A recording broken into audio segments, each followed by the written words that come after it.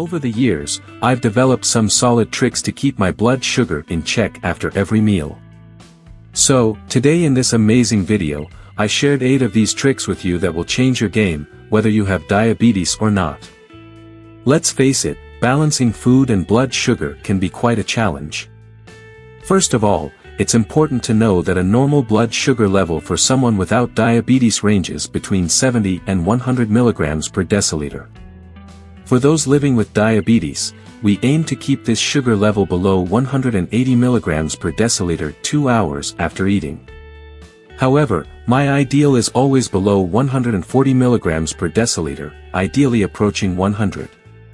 I'm Dr. Patricia, type 1 diabetic since 1997, and over the years I've developed several strategies to keep my blood sugar in place and maintain my A1C below 6%. Let's start from number 8 and work our way up to number 1 of my favorite tricks.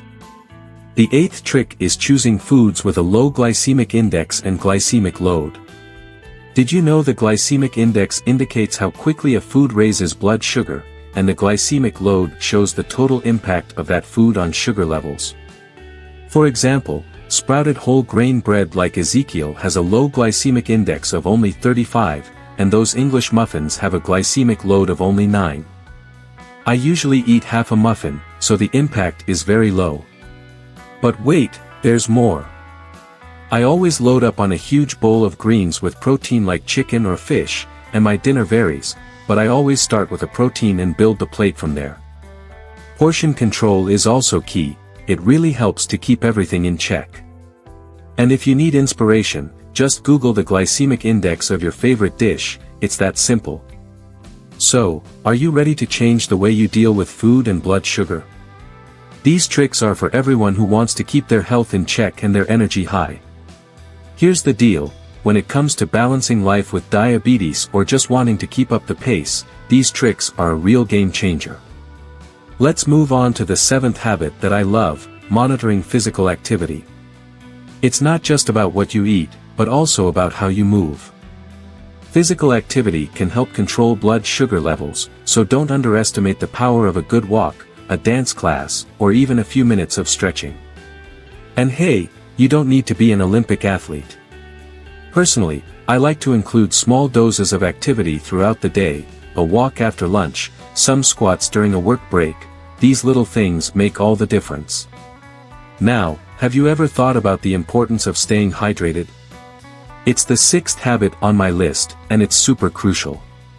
Water not only keeps your body functioning properly but also helps control blood sugar. I always have a water bottle nearby and make sure to drink water throughout the day. And since we're on the topic of healthy habits, I can't skip mentioning the 5th habit, managing stress. Yes, stress can affect blood sugar levels, so it's important to find ways to relax and relieve daily pressure. Meditation, yoga, or simply dedicating time to hobbies you enjoy, all of this helps maintain balance. Now tell me, do you already practice any of these habits or are you ready to start implementing them? The truth is, each step towards a healthier lifestyle is a step in the right direction. And if you need more tips, stay tuned because there's much more coming your way. Let's approach this topic in a more dynamic and exciting way because managing your blood sugar levels goes beyond what you eat, it's also about how much.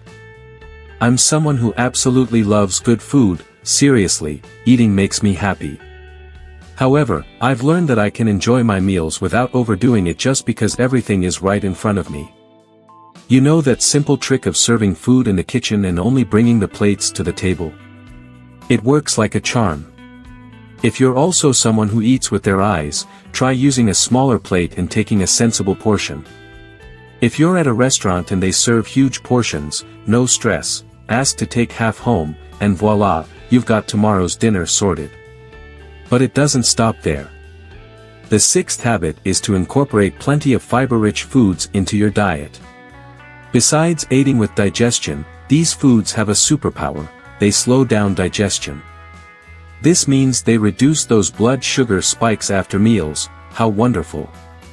Soluble fiber, for example, forms a gel in the stomach that helps control this sugar. So let's include whole grains, vegetables, legumes, and other fiber sources into our daily routine to reap all these benefits. And don't forget, when it comes to the complete composition of your meal, it's not just about carbohydrates, balance is key.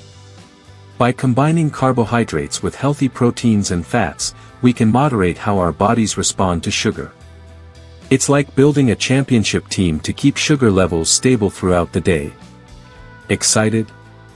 Then let's put these tips into practice and see how small changes can make a big difference in your health and well-being. And if you need more insights like these, stay tuned, there are more valuable tips coming your way. Let's give this text a boost to make it even more engaging and dynamic so everyone can connect with and better understand these powerful habits. Eating balanced meals goes beyond just carbohydrates, it's a proven strategy to reduce blood sugar spikes after meals. Incorporating proteins in these meals not only slows glucose absorption, meaning fewer sugar spikes, but also keeps you fuller and can aid in weight management. I always build my meals around a good protein source, whether animal or plant-based. It's a solid foundation to maintain steady energy levels throughout the day. And there's more, we can't forget about fats, the third macronutrient that can make a significant difference. Adding healthy fats to your meals further slows down carbohydrate digestion, preventing those sudden sugar spikes. I'm talking about vegetable oils, fish, nuts, and seeds, delicious options that help balance your diet in a healthy and tasty way. Now, let's talk about movement. I know not everyone is a fitness enthusiast like me, but even small doses of physical activity can have a huge impact on blood sugar management.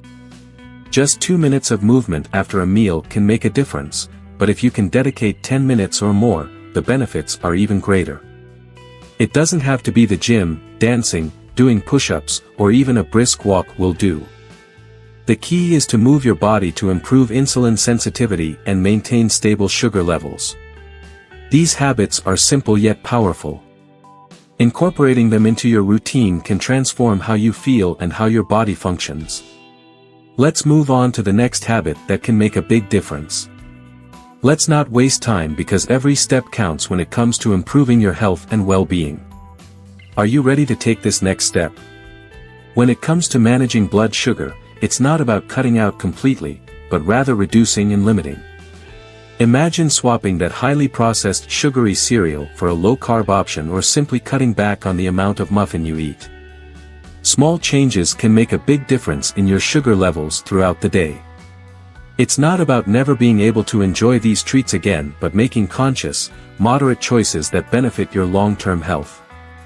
Now, let's move on to habit number 2, which is crucial, understanding how foods interact with your body. Each of us. Our body's response to food can vary greatly, which is why I keep track of everything I eat, quantities, and physical activity to understand how each choice affects my blood sugar levels. It's like an ongoing personal experiment. If you want to know exactly what you're consuming, apps like MyFitnessPal are excellent allies for tracking not only carbohydrates but all the details of your meals. But how do you discover which foods are best for you? Here's where my most important habit comes in, regularly measuring blood sugar levels at the right times.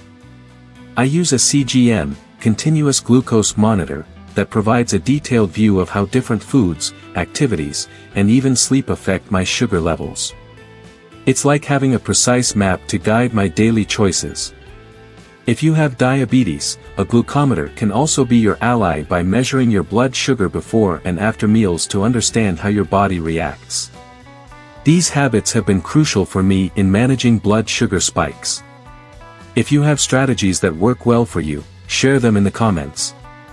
Let's continue learning together. Remember, managing blood sugar is part of a larger puzzle. For more practical and effective tips, check out my video on 5 1-minute habits to lower your A1C. And if you enjoyed the content, don't forget to subscribe to the channel for updates. Let's build a healthy and informed community together.